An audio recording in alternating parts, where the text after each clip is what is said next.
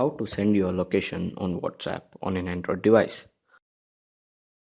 Go to your phone menu. Find WhatsApp. Tap on the WhatsApp icon. Make sure that you are on the Chats tab. Open a chat. Tap Attach. Now choose Location.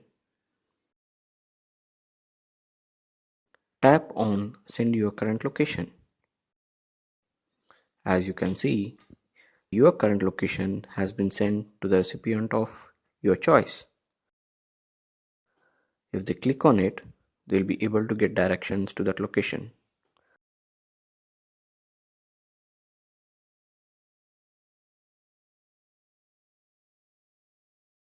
This is how you can send your location on WhatsApp on an Android device.